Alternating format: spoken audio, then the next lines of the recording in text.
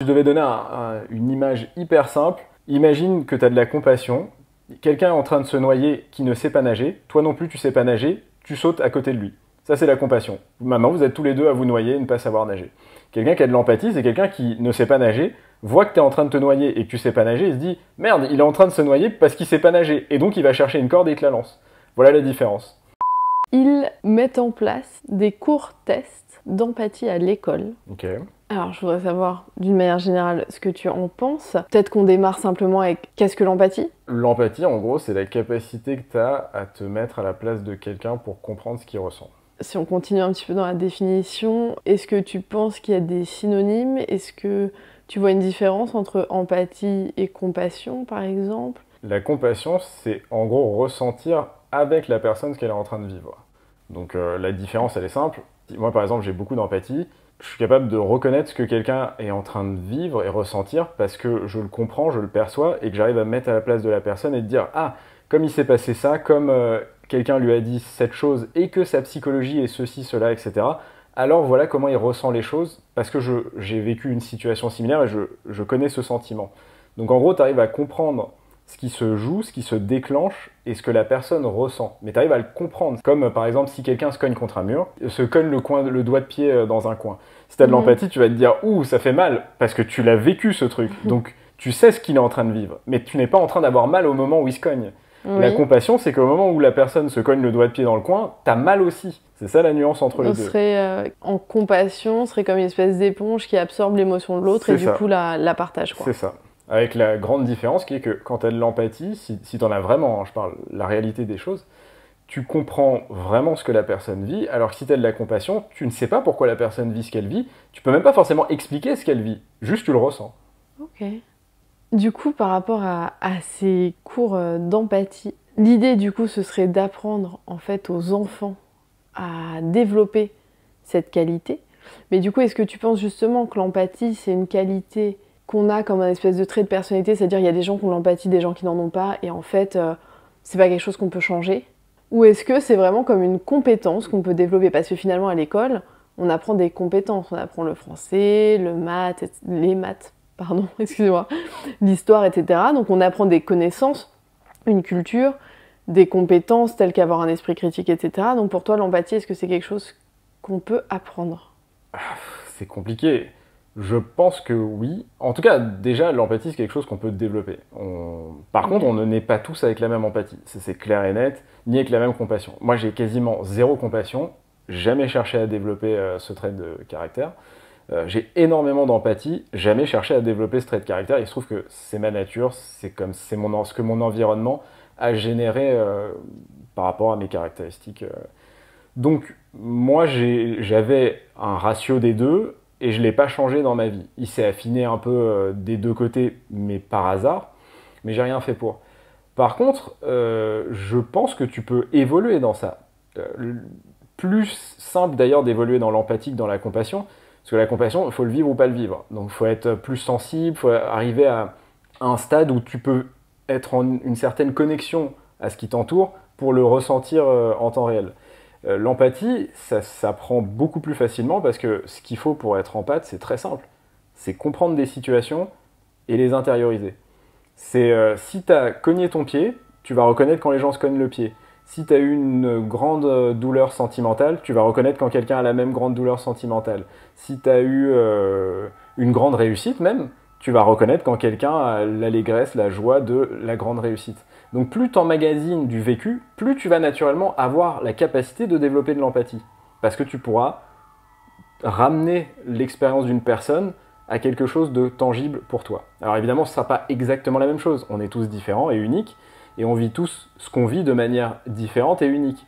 Mais tu seras toujours très proche de ce que la personne vit, et tu verras que tu comprends mieux les gens et que tu as une meilleure capacité à te connecter à eux, parce que tu comprends, tu es proche d'exactement ce qu'ils sont en train de vivre. Et en étant toi-même. Donc tu as aussi ce recul, par contre, de ne pas être absorbé par ce qu'ils sont en train de vivre. Donc pour toi, pour avoir de l'empathie face à quelqu'un qui vit une situation, il faut avoir forcément vécu quelque chose dans sa vie qui s'y rapproche. Ouais. Tu peux pas reconnaître quelque chose que tu ne connais pas. Si tu sais pas à quoi ressemble le jaune, tu peux pas voir du jaune et dire ça c'est du jaune. C'est impossible. Alors que la compassion permet de partager avec quelqu'un sans même connaître. Ouais. Par exemple, je prends un exemple. Si je rencontre quelqu'un qui a vécu la guerre, je peux entrer en compassion avec la douleur de cette personne, avec sa tristesse ou avec sa colère. Par contre, l'empathie, moi, j'ai jamais connu la guerre. Je croise les doigts pour jamais la connaître. Je pourrais pas forcément avoir d'empathie pour cette personne. Ça ressemble à ça. Alors, c'est un peu plus subtil parce que dans les deux cas, que ce soit la compassion ou l'empathie, t'es limité par ta capacité émotionnelle, dans tous les cas de figure. Je vais prendre un exemple. Si jamais je vois du jaune, et toi aussi t'as les yeux qui te permettent de voir du jaune, peut-être que moi j'ai plus de finesse sur les nuances de jaune, et que toi tu vois juste que c'est jaune, mais tu pourrais pas dire c'est canari, un autre jaune, etc. De la même manière, si quelqu'un revient de la guerre et il a une peine, tu peux ressentir une partie de sa peine par compassion, mais peut-être pas l'entièreté de sa peine, juste parce que émotionnellement tu n'es pas câblé comme lui, tu ne vivras pas la même chose. Donc c'est pas parce que tu arrives à avoir de la compassion que tu vis exactement la même chose qu'une personne. Non, déjà il y a des niveaux de compassion et de subtilité dans ce que tu comprends de l'émotion de l'autre ou de ce que tu vis de l'émotion de l'autre. C'est ça. Et pour l'empathie, c'est pareil. Mais aussi à l'inverse, c'est-à-dire que tu pourrais très bien ne pas avoir vécu la même expérience qu'une personne, donc la guerre dans ton exemple, mais ressentir la même émotion qui, elle, est universelle. Parce que l'émotion qu'il ressent, c'est pas la guerre. C'est la guerre qui a généré l'émotion qu'il ressent. Donc, en ayant fait la guerre, tu pourrais potentiellement arriver à l'émotion qu'il a. Mais peut-être pas, il y a des gens qui ont fait la guerre et qui n'ont pas exactement la même émotion que lui. Ce qui compte, c'est l'émotion. Donc si ça se trouve, par un autre moyen, tu as ressenti cette émotion, et donc tu vas la reconnaître chez lui. Ça, j'entends, mais est-ce qu'il n'y a que l'émotion qui compte? Par exemple, tu peux avoir deux personnes qui sont tristes, ils vont ressentir de la tristesse qui est la même émotion, mais si la tristesse provient, je sais pas, par exemple, d'un deuil d'un côté et de l'autre, je sais pas, d'un échec professionnel, je dis n'importe quoi, hein, et que tu es l'ami des deux personnes, donc les deux personnes ressentent de la tristesse, mais peut-être que les deux personnes n'ont pas du tout les mêmes besoins, parce que la tristesse provient d'un vécu qui est très différent. Ouais. Et que du coup, tu vas pas avoir envie d'avoir la même réponse en face. Est-ce que c'est pas tout l'intérêt de l'empathie d'ailleurs? Oui, je suis très d'accord avec toi. Effectivement, c'est un point intéressant. Même si vous vivez la même émotion, comme elle n'a pas été déclenchée par le même cheminement, t'as pas forcément le même besoin d'accompagnement de cette émotion avec les autres. Ouais. C'est très vrai, et effectivement, quand tu as de la compassion, c'est la limite, c'est que tu ne comprends pas ça. Si ton enfant pleure, tu pleures avec lui. Super.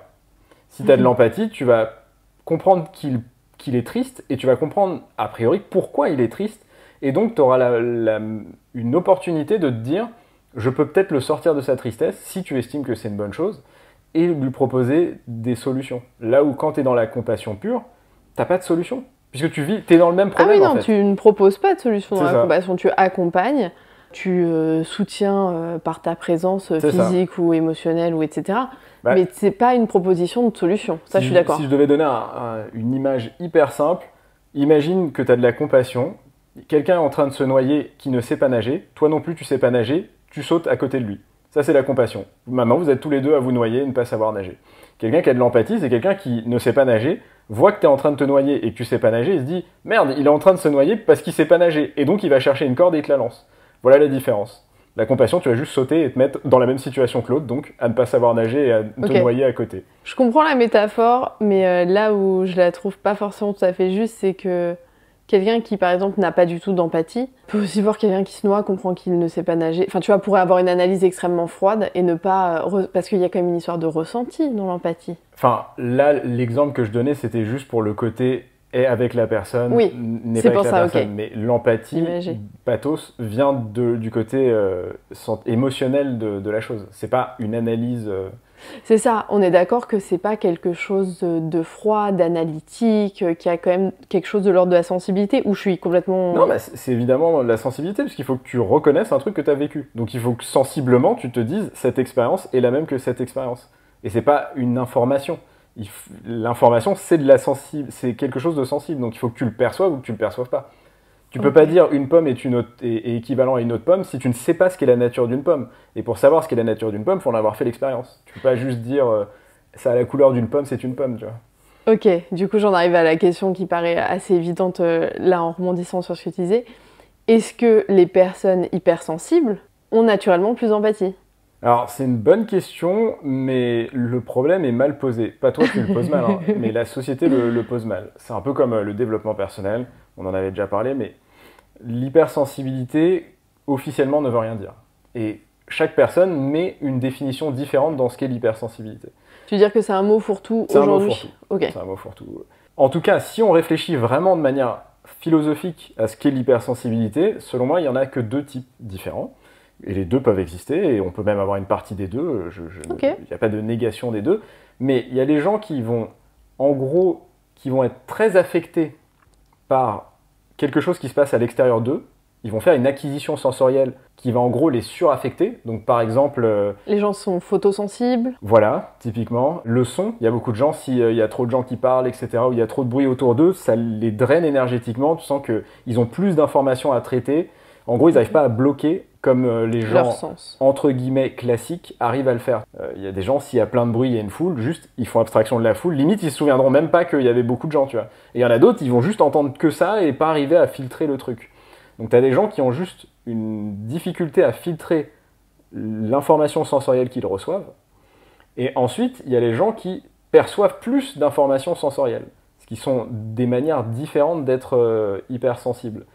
Par exemple, il y a des gens qui vont entendre qu'il y a plein de bruit, il y a des gens qui vont entendre les nuances entre tous les bruits, te dire « Ah, c'est marrant, ce bruit-là est plus fort que celui-là il vient de tel endroit, ça c'est une femme qui parle, ça c'est un homme », qui vont pouvoir te décrire de manière très fine.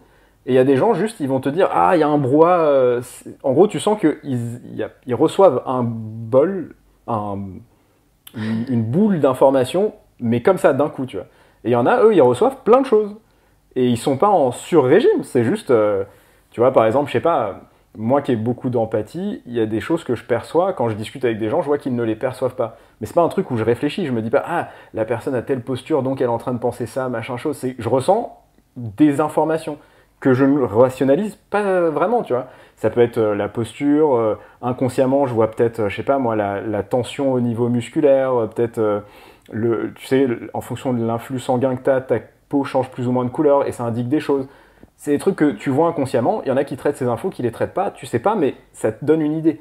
C'est comme quand tu parles avec quelqu'un et tu te dis « cette personne, elle me ment ». Tu sais pas forcément pourquoi tu as la sensation qu'elle te ment, mais tu perçois des choses dans son langage corporel, verbal, infraverbal.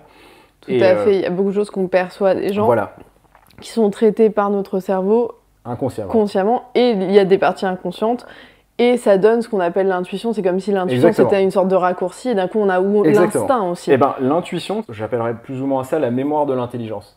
L'intelligence, c'est tu me dis un truc, je le traite consciemment.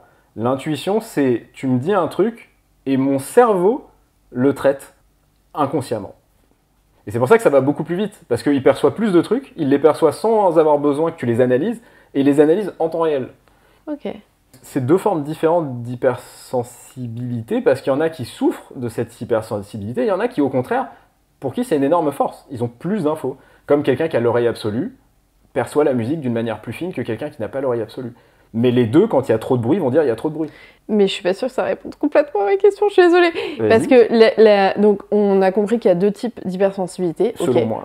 Voilà, selon Lyra. La question que je me demandais, c'est est-ce que hypersensibilité rimait avec plus d'empathie dès le départ? Alors je rajoute un truc que j'ai oublié de dire, c'est il y a pour moi une différence avec ce que aussi beaucoup de gens appellent l'hypersensibilité. On fera un épisode dessus. Non mais quand même c'est important. On va faire un épisode entier là-dessus. Émotivité, qui est encore un autre truc. Il y a des gens, si tu leur dis quelque chose, ils le prennent grave personnellement, ils pleurent tout de suite.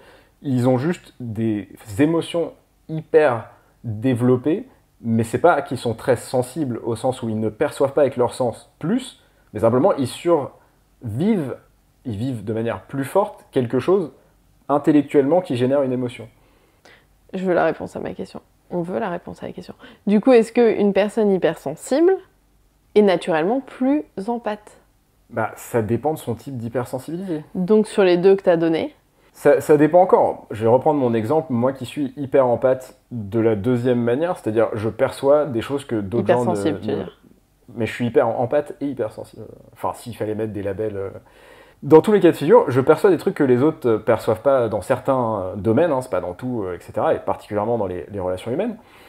J'ai la capacité d'avoir beaucoup d'empathie parce que je suis très sensible. Et je le vois quand je raconte des histoires ou quand je fais des rencontres et que je dis ce qui s'est passé, je donne des détails qui intéressent pas les gens parce que c'est pas des trucs qu'ils observent ou qu'ils ressentent ou qu'ils perçoivent. Alors que moi, c'est des trucs fondamentaux. Je vais dire, j'ai dit ça parce qu'à tel moment j'ai ressenti ça, j'ai vu ça, etc. Et les gens me regardent genre, ah bon, bref. Ça leur paraît anecdotique. Donc c'est le fait que j'ai une sensibilité accrue qui me fait entendre des choses, mettre mon attention en tout cas sur des choses différentes de ce sur quoi les gens mettent largement leur attention, qui fait que du coup j'arrive à vivre plus de situations, les rationaliser, les comprendre, et du coup les reconnaître chez les autres. Donc avoir de l'empathie. Ok. Alors du coup, si on se reconcentre un petit peu plus sur la partie actualité, moi la question c'est, est-ce le rôle de l'école de développer l'empathie chez les enfants? Et est-ce que c'est important de développer l'empathie chez les enfants? Alors, développer l'empathie, c'est ultra important. Le secret de l'univers, pour moi, c'est l'éducation. Et l'empathie, c'est ce qui fait que tu vas comprendre tout ton environnement et que tu vas vouloir vivre en harmonie avec les autres. Tu peux pas vivre en harmonie avec des gens si tu n'entends pas ce qu'ils jouent comme partition. Si tu imagines les oiseaux, ils chantent toujours en harmonie. C'est toujours juste entre eux. Mais s'il y en a un qui vivait dans son propre monde et qui n'écoutait pas les autres, ça ferait autre chose. C'est qu'à un moment, ils entendent, ils s'accordent, ça fonctionne. Tu es obligé de te mettre à la place des autres pour imaginer comment vous pourrez vivre ensemble, parce que sinon, tu vas le faire de manière égoïste. Tu vas te dire comment moi je peux profiter de la situation. Si tu te mets à la place des autres, tu vas te dire ah, ça sert à rien de lui imposer ça parce que etc. Et donc tu vas directement venir avec une proposition beaucoup plus intelligente comme projet de société. C'est bien de le faire à des enfants parce que quand t'es vieux, t'es teubé, tu vois, t'as une inertie intellectuelle qui fait que t'as plus la fraîcheur de juste explorer des choses, te mettre à la place des autres, t'as été déçu par la vie, t'as une revanche, t'es aigri de certains trucs, t'es en mode mais pourquoi moi je devrais faire ça et pourquoi pas lui, t'es revanchard, t'as plein de trucs négatifs que t'as pas quand t'es enfant. Peut-être pour les autres, mais moi, j'aime bien. Oh, bah, tu le vois dans le monde du travail et dans plein de choses, les enfants ont une plus grande capacité à juste changer leur paradigme, à passer à autre chose. Mais donc, du coup, l'empathie serait une qualité première aussi pour faire société. C'est ça, fondamental. Et donc, du coup, est-ce que c'est le rôle de l'école? Je pense que ça n'appartient à personne. C'est un rôle que quelqu'un doit prendre et si personne ne le prend, que l'école le prenne n'est pas un problème en soi pour moi. Ok. Maintenant, la question, c'est comment ils le font et quel genre d'expérience on fait vivre aux enfants. Parce que l'idée, c'est d'accumuler un portefeuille, enfin, un panel large d'expériences de l'univers pour comprendre tout le monde. Moi, j'ai fait des expériences comme ça quand j'étais petit. Quand j'étais en CE1 ou CE2, j'habitais à Montreuil à cette époque, et on nous avait fait vivre la vie d'un cheminot de la RATP. Enfin, je sais pas si on les appelle cheminots, mais bref, d'un conducteur de train de la RATP. Donc, on s'était levé à 6h du mat'. Et on était allé visiter le métro dans notre coin. Et du coup, on avait compris la vie des conducteurs. Donc on n'avait plus le même rapport, si tu veux, à prendre le métro et à être dans cet environnement. Parce qu'on les comprenait. Donc il y a des trucs que tu vas pas faire, tu vois. Donc oui, tout dépend comment c'est fait. Après, moi, ce que je peux faire, c'est te donner des exemples. Parce qu'en France, je ne sais pas exactement comment les professeurs vont le mettre en place. Là, ça a été en phase test. Et est-ce que les professeurs, justement, étaient amenés à expérimenter et faire des retours, ou est-ce que on leur a donné un programme qu'ils devaient appliquer? Je n'en ai aucune idée, j'avoue. Okay. Par contre, il faut savoir que c'est inspiré quand même d'autres pays qui ont déjà des cours d'empathie. Notamment, je crois que ça a été démarré au Danemark. Ok. Donc eux, leur principe, c'est 1 heure tous les lundis matins dans les classes de primaire, peut-être de collège aussi, où en fait, on invite les enfants à prendre 5 minutes pour penser un petit peu à leur week-end, et choisir les émotions les plus fortes qu'ils ont vécues et les moments en fait les plus importants qu'ils ont vécus. Je tiens à préciser, chose quand même, ça peut paraître anecdotique et je pense que ça ne l'est pas, c'est que l'instituteur ou l'institutrice le fait aussi et présente son émotion et ce qui est important dans son week-end. Et donc ensuite les enfants le montrent et l'instituteur va rentrer en dialogue avec quelques-uns des enfants, donc jamais les mêmes, pour justement essayer de comprendre quelle émotion a ressenti l'enfant. Donc par exemple, j'ai été en colère parce que je jouais avec ma sœur, que ma sœur n'a pas voulu me prêter un jouet, j'en sais rien. Et du coup, l'institutrice rentre en dialogue avec l'enfant pour qu'il comprenne sa propre émotion, pour qu'il essaye de se mettre à la place de sa sœur à ce moment-là, pourquoi la sœur n'a pas voulu, etc. Et donc par le dialogue, essayer de décortiquer, justement d'amener l'enfant à ne pas voir la situation que par son regard à lui. En Belgique, il y a plus un système de mixité, donc en fait ils mélangent différentes années d'études, c'est-à-dire qu'ils vont, par exemple en France, ça reviendrait à avoir une classe où tu mélangerais des troisièmes avec des sixièmes, etc. et où ils doivent faire des choses en commun. Et donc du coup, ça les oblige un petit peu à être ensemble. Et en Russie, eux, c'est vraiment autre chose. C'est les élèves doivent passer du temps avec des personnes en situation de handicap, quel que soit le handicap, ou avec des personnes âgées, etc. Et c'est juste, ils font des activités, ils passent du temps avec ces personnes-là. Moi, je trouve ça très bien. Ça répond à une des composantes qui est partage d'expérience, pouvoir en discuter, affiner, parce que souvent, quand on commence à développer de l'empathie, ou même quand on en a, on n'est pas forcément hyper fin sur exactement ce qu'on perçoit de l'autre. C'est bien de pouvoir discuter avec quelqu'un et de dire, moi j'ai l'impression que tu te sens comme ça.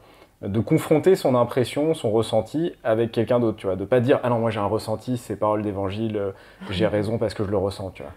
C'est vraiment, au contraire, voir si t'es fin, voir si ton ressenti, tu peux lui faire confiance ou non, et toujours accepter que tu peux te planter, même si t'as grave de l'empathie. C'est pas parce que, historiquement, t'as beaucoup d'empathie que quand il y a une situation, t'es sûr que ce que tu ressens est juste. Pas du tout. Donc il faut avoir beaucoup d'humilité, et le fait de te confronter aux autres te permettra de développer ça. Le problème que je vois dans tous les systèmes que tu m'as présentés, par contre, c'est que on a un développement d'empathie qui est, à mes yeux, uniquement horizontal. C'est-à-dire, je t'apprends à percevoir chez l'autre l'expérience qu'il fait de la vie. C'est très bien. C'est très très bien. Mais il manque une deuxième forme d'empathie qui est une empathie verticale et qui est je comprends les dynamiques d'un groupe. Parce que je comprends les gens, je comprends les gens ensemble. Je vais te donner et du coup, je comprends des concepts. Je vais te donner un exemple qui, pour moi, est le plus classique. Moi, je suis créateur d'entreprise. Je sais qu'il y a des gens qui ne comprennent pas les implications d'être un créateur d'entreprise. Ce que ça veut dire sur ta rémunération, la rémunération que tu donnes aux gens, sur les prix que tu vas faire de ce que tu as à vendre. Et il y a beaucoup de gens, le jour où ils créent une entreprise, ils se disent « Ah, mais en fait, moi, je peux pas du tout vendre à ce prix-là, je suis obligé de... » Tu vois, il y a toujours un praticien qui va te dire ah non, mais je suis obligé de te le faire à tel prix, et de nulle part, tu te dis, c'est bizarre, avant, tu me le faisais pas cher, entre guillemets, maintenant, ça fait 6 mois que ton entreprise, elle tourne, tu as doublé tes prix, tu as réalisé qu'en fait, tu es obligé de vendre plus cher pour avoir une marge suffisante, pour bien vivre, etc. Mais c'est les mêmes personnes qui, à la base, te disaient que tes prix à toi, ils étaient trop chers. Eux, ils en avaient rien à faire de savoir que tu devais payer des charges, de la TVA, etc. Ils s'en fichaient complètement. Maintenant qu'ils sont dans ta situation, ils sont en mode ah, mais moi, je change tout, et ils font exactement ce que tu faisais. Donc, dans un cas de figure, ils te critiquent. Ensuite, ils se mettent à ta place, et là, maintenant, ils critiquent les autres qui sont finalement eux-mêmes. Tout ça parce que ils n'ont pas fait l'expérience au-delà de juste une personne, de situation. Tu vois, il y a une empathie qui est de la personne, et il y a des empathies qui sont de concept et de situation. Tu peux pas comprendre la position du président de la République, par exemple, si tu vois les choses de ton point de vue à toi. Parce que tu vas te dire, mais il m'a pas aidé sur tel point, il m'a pas aidé sur... Oui, mais attends, le type, il gère un pays avec des millions et des millions de personnes, il est obligé de faire des compromis. Il gère je sais pas combien d'organismes différents, de systèmes et d'institutions.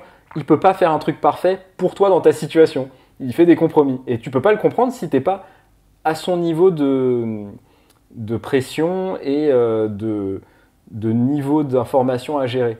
Donc pour moi, c'est bien de se confronter à l'empathie de gens, mais pour aller plus loin, il faut te confronter à des situations pour anticiper et comprendre des gens. Plus tard, tu te diras peut-être ah lui, il n'a pas été gentil, mais je comprends pourquoi, parce qu'il se lève tôt, parce il est interne dans un hôpital, qu'il fait des heures de dingue, et qu'il donne toute son attention à faire le meilleur job possible. Et du coup, quand il sort, bah, il est drainé, et il fait pas attention à quelqu'un qui marche dans la rue. Bah, en fait, peut-être qu'il est meilleur que toi dans la vie, parce que lui, il essaye de se donner à sauver des gens tout le temps. Et oui, ok, à un moment il t'a bousculé, il n'a pas dit pardon, mais parce que il a donné sa vie à autre chose, et il est peu payé pour ce taf qu'il fait. Donc voilà, pour moi, il y a plusieurs niveaux d'empathie, et c'est très bien ce qu'ils font, mais il faut explorer aussi les autres, parce que c'est ceux qui créent les plus gros problèmes aussi de société. Yes. En gros, c'est comprendre des gens que tu ne vas pas rencontrer. Je suis pas sûre que ce soit à l'école de le faire. Je pense que les enfants, ils ont déjà un emploi du temps énorme, avec un programme énorme, que bien sûr, hein, quand tu vois l'idée, c'est bien. Enfin, je suis pour que les gens développent leur empathie. Ça, c'est pas la question. Mais par contre, est-ce que c'est du temps qui doit être pris à l'école? J'ai l'impression que ces temps de vie, ils pourraient être vécus complètement ailleurs, et c'est des choses qu'on pourrait apprendre en vivant. Et donc, tu vois, qu'on pourrait apprendre dans tous les temps en dehors de l'école. y a quand même beaucoup de temps où les enfants ne sont pas à l'école. Et comme si ces temps en dehors de l'école n'étaient pas des temps d'apprentissage. Mais pour un enfant, tous les temps sont des temps d'apprentissage potentiels. Je suis d'accord, mais après, c'est la question pour moi de l'égalité des chances. Et c'est ce que je trouve d'ailleurs. Moi, j'ai beaucoup de critiques à faire à l'école, et l'éducation nationale en France spécifiquement, qui d'ailleurs avant s'appelait l'instruction nationale, maintenant s'appelle l'éducation nationale parce que justement on a décidé que c'était au rôle de l'État d'éduquer les enfants et non pas juste de les instruire. Mais pour moi, le truc qu'il faut garder de l'école de la République, c'est qu'il y a des gens qui ont de la thune, il y a des gens quand ils rentrent chez eux, ils ont une nounou, ils font des activités, ils ont masse de choses à faire, génial pour eux, très bien. Il y a des gens, ils n'ont pas ça. Ils rentrent chez eux, ils doivent taffer, faire autre chose, aider à je ne sais pas quoi, ou rien. Juste, ils sont livrés à eux-mêmes et ils ne font rien. Donc je trouve ça intéressant de se dire, au lieu de vivre dans un monde où on est idéaliste et on se dit c'est les parents qui doivent faire ceci, machin, de dire, en fait, on est tous en France, et le fait d'appartenir à un même pays, on veut avoir des choses en commun, et notre niveau d'empathie, c'est un truc qu'on estime tellement important qu'on va faire en sorte qu'on soit sûr que tout le monde ait été confronté à ça. Et donc on va l'apprendre à l'école parce qu'on est sûr que tout le monde est obligé d'aller à l'école.